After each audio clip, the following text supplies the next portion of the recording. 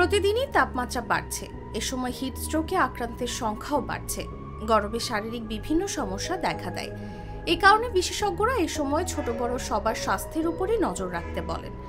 যেহেতু গরমে শরীরের তাপমাত্রা বিভিন্ন কারণে বেড়ে যায়, তাই কিছু খাবার এ সময় এড়িয়ে যাওয়া উচিত সবারই।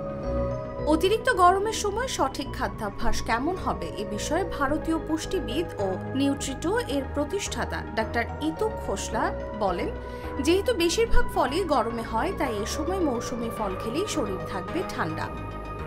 লেবুর পানি অবশ্যই রাখুন দৈনিক। গরমে শরীর ঠান্ডা ও হাইড্রেটেড রাখে এই পানি।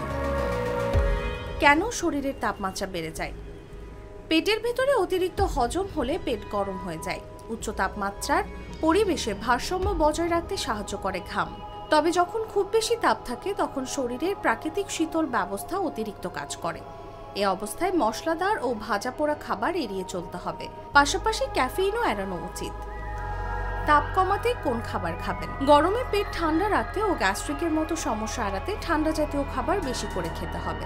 যেমন বেশি পানিযুক্ত সবজি, লাউ, চাল কুমড়া ইত্যাদি গরমে খাওয়ার জন্য চমৎকার খাবার।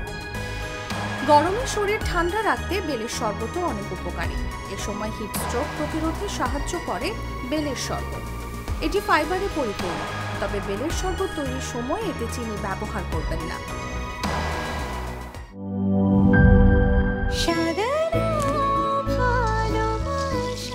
স্পেশাল মানুষদের জন্য মজাদার ম্যাজিক মশলা ফ্লেভারে মিস্টার নুডলস। স্বাদ নাও ভালোবাসার।